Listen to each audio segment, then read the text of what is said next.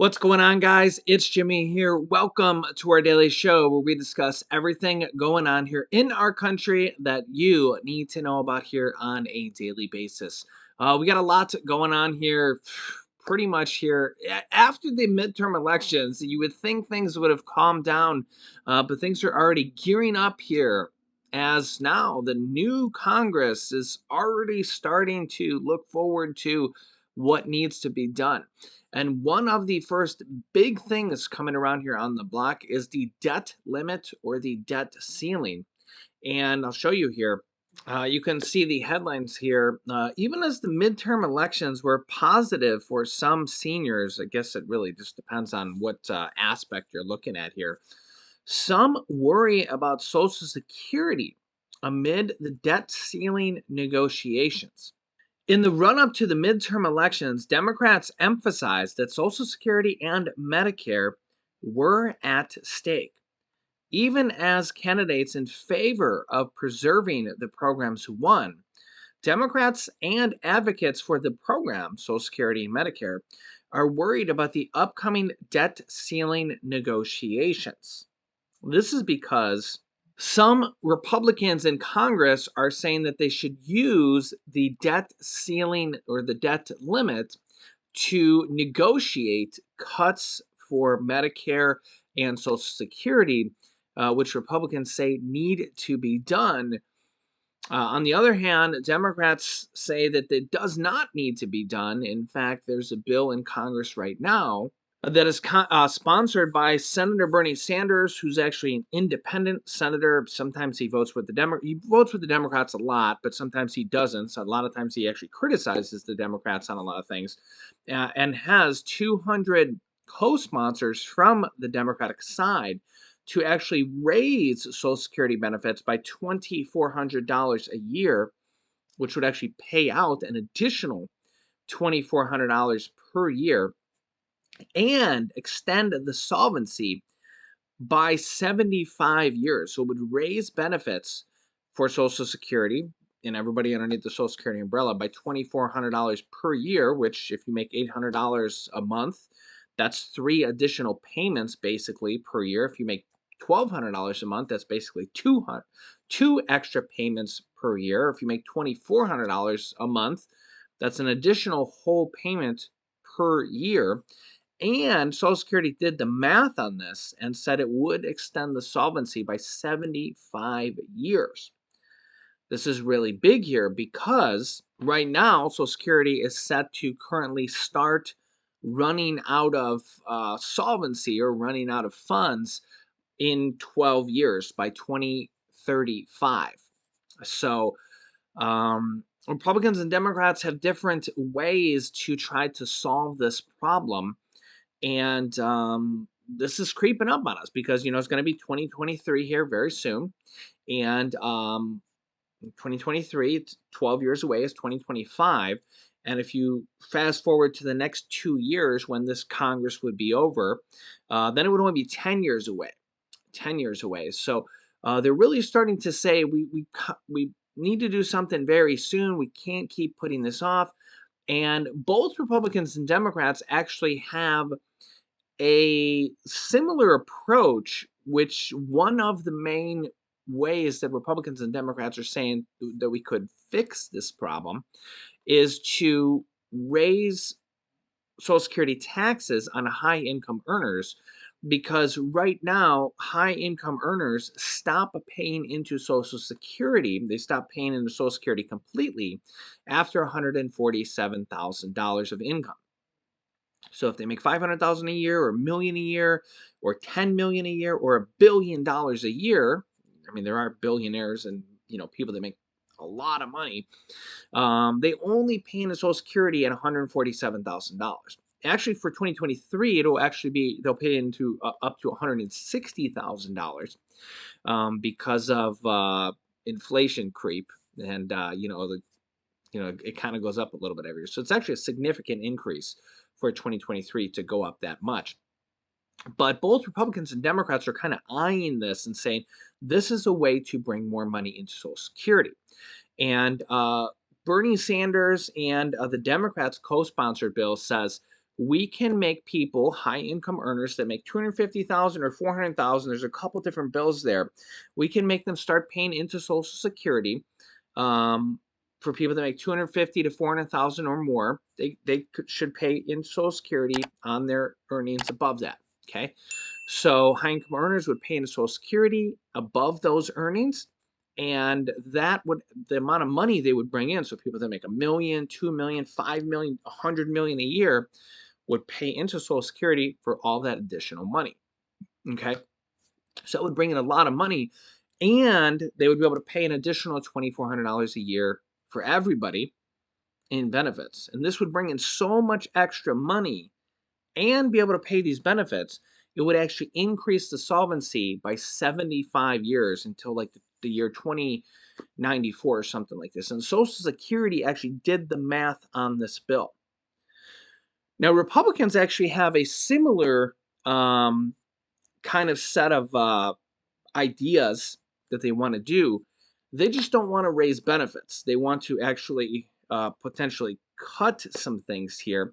We'll have to see what they actually come forward with. But remember that the Republicans will control the House now. But they actually have come forward with some ideas of also the same type of payroll Social Security tax increase on high income earners as well, saying that that is most likely going to be the same type of thing that they would put forward as well. But some Republicans are saying that the debt limit or the debt ceiling, which is basically the government says, or the government has to come to this point where they have to have Congress pass this bill, or else the government can't print any more money. And the government's bank accounts will literally run dry when they reach the debt limit. Okay, it's this artificial limit that when the government hits this debt limit, it says, okay, we've run out of money and we can't print any more money until Congress approves it. I know it's bizarre to even think this, but yes, we have that. And at this point, we're hitting this debt limit about every single year. Yeah, so remember that like 99.9% of bills have to be approved by Congress. Funding bills have to be approved by Congress to begin with. There's a few things that don't have to be approved by Congress, things like executive orders. Remember that former President Donald Trump did his executive order and sent out billions of dollars. That was actually approved by Congress in the first round. It was actually in the first case, the disaster relief fund was approved by Congress, and then he did the executive order to kind of switch who it would go to.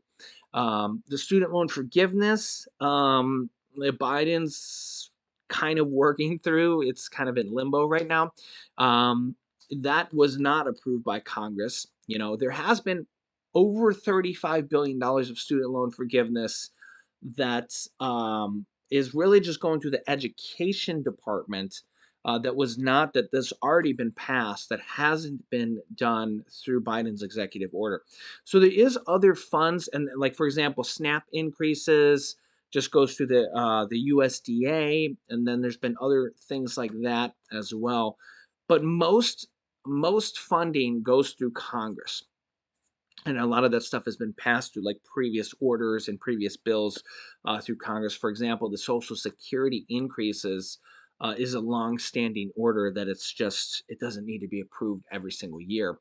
Um, but the problem here is that Republicans have already said here that they might use the debt limit increase to the negotiations of it. Because remember, Republicans and Democrats have to agree on it.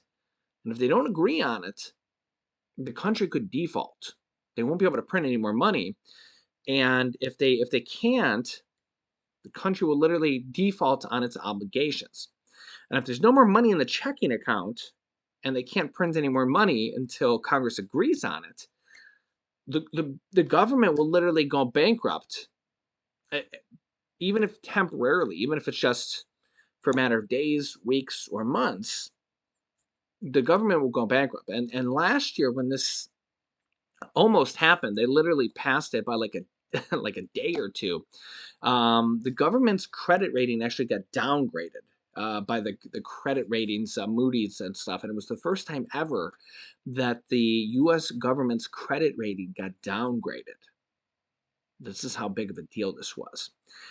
The other problem here is that any checks or funding or anything that relies on money from the government, like Social Security or SNAP benefits, child tax credit payments, tax refunds, um, Medicaid, Medicare, anything that has to deal with government funding, people that work for the government, any type of government employees. So, for example, when we have government shutdowns, government employees don't get their paychecks. They don't get their paychecks. Okay. Eventually, later on, when the government shutdown gets resolved, they get their paycheck if they worked and stuff like that. It's a complicated scenario, and it depends on the person and the branch of government and stuff like that. Okay. But we've never had a government default, and a government default is significantly worse because it's supposed to be that our money and our debt obligations, our bonds and our everything, our treasury, our treasury bonds and our debt and everything is full faith backed by the U.S. Treasury and our dollar. And if all of a sudden we can't pay our bills because Republicans and Democrats can't agree, imagine what we're telling the world. So this is the problem that is starting to become a problem every single year now. And Republicans and Democrats, at least in the last year, former President Donald Trump criticized Mitch McConnell for not really sticking it to the Democrats more so than kind of what happened. They only really passed it by like a day. Trump said that he should have stuck it to the Democrats even more so, and used it as a negotiating tool, a hardline negotiating tool to kind of get more out of the Democrats. But they only passed it by a day. Now, some Republicans are saying that they should use this as a negotiating tool to get cuts out of Social Security and Medicare because they think they need to do this to keep Social Security and Medicare solvent down the road. But Democrats think they don't need to because they have this other bill where they can raise benefits, bring in the taxes through the high income earners, and actually increase solvency by 75 years. Again, remember that Congress and the government really borrowed billions of dollars or even trillions of dollars from Social Security. They basically plundered the Social Security fund and basically never gave it back. You also got to remember. I'll let you hear from Hakeem Jeffries, who's in a second here, who's poised to be the leader of the Democrats for the House here on this whole matter here in a second. I just did an interview on this, and because if this happens, Social Security payments won't go out if they actually can't come to an agreement.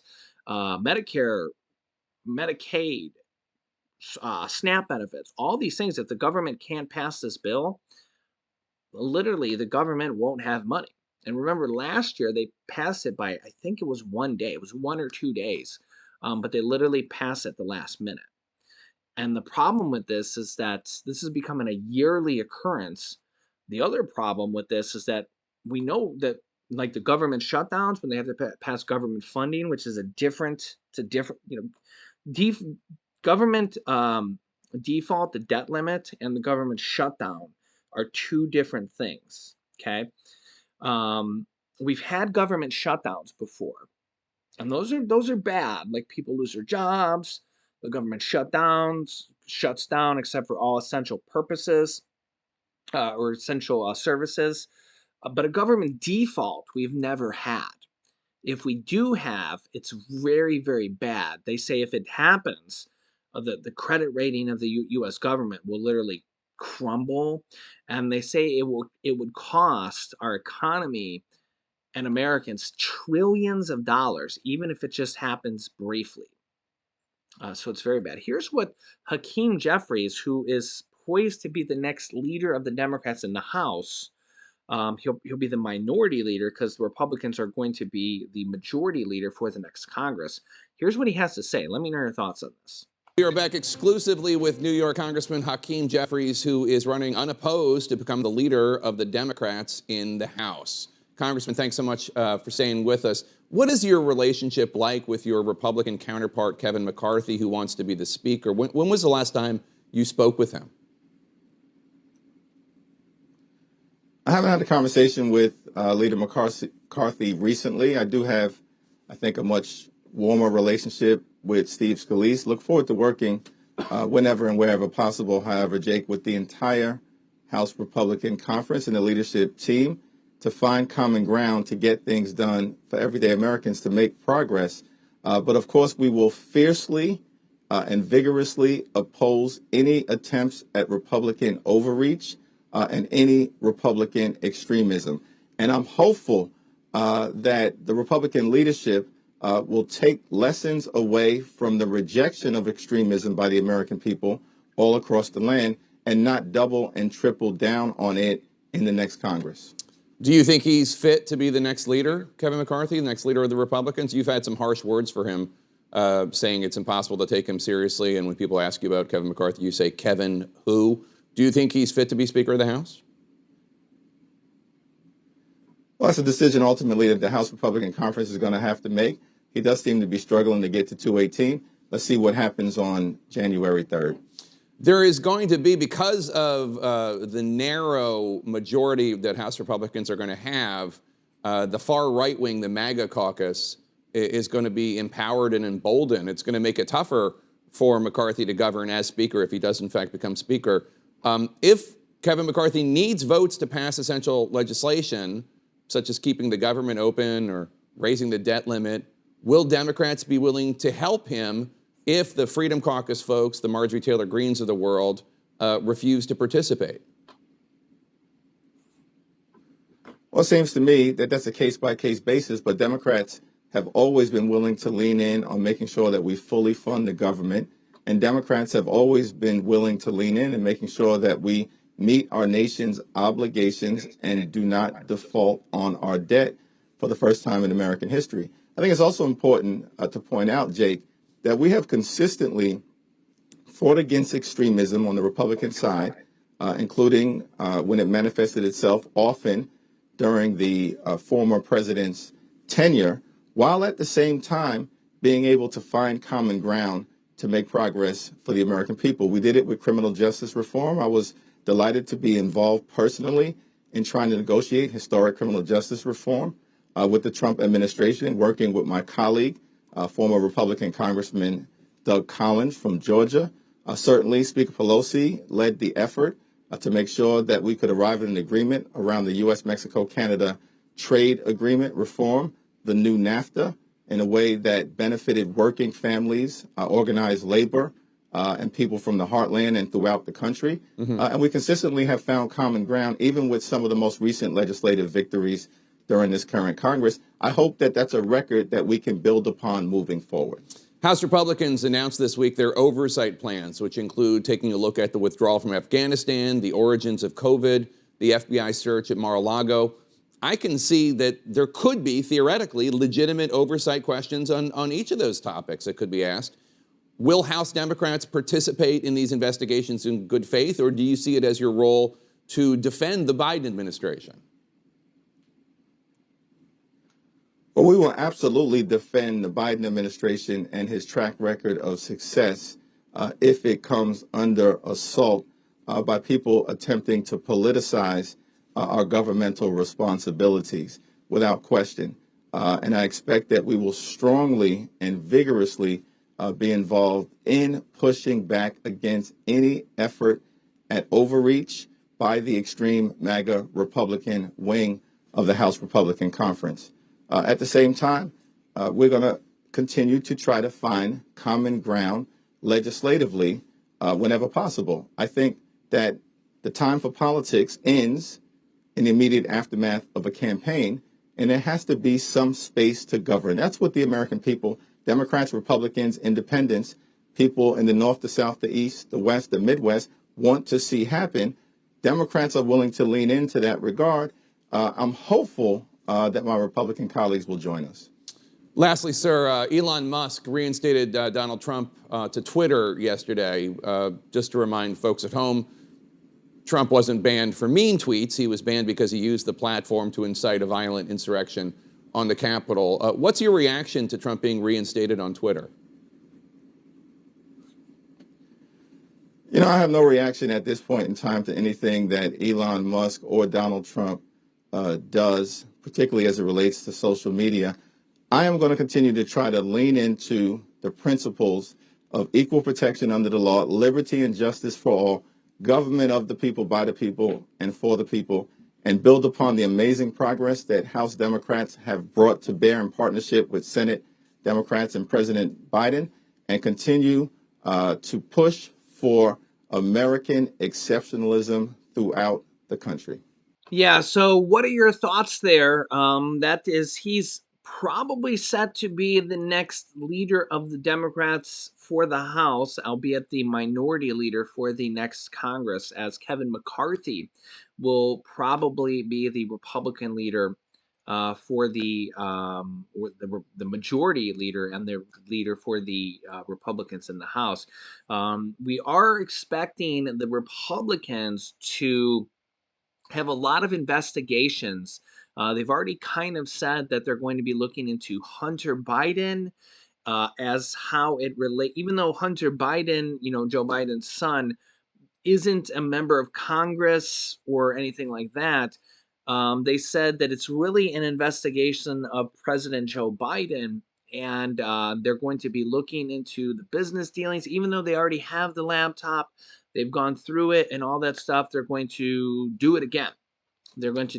So you guys can let me know your thoughts on this. And yeah, so let me know. I'll keep you up to date here. Expect a lot of investigations from the Republicans now that they have control of the House. And we'll definitely be seeing some back and forth here. I'll keep you up to date here with everything going on here in our country on a daily basis. If you haven't yet, make sure to click the subscribe button down below. It's completely free to do so. New videos come out here every day at 10 a.m., 3 p.m., and 8 p.m. Eastern Standard Time. Make sure to click the bell icon after you subscribe so you get notifications. Also, we're giving away thousands of dollars in cash here to our viewers here before Thanksgiving and by the end of the year. If you can guess the answer to our daily trivia questions, you could win money directly from us. And we're doing trivia questions here almost every single day. Yeah, so make sure you stay tuned and don't forget to like and share these videos as well. You can click here to watch my newest video next. And here is a really important video here on something you should warn your family about as well, something that really could harm our country. Click on one of those videos next. Thanks for watching, guys, and I'll see you in the next video.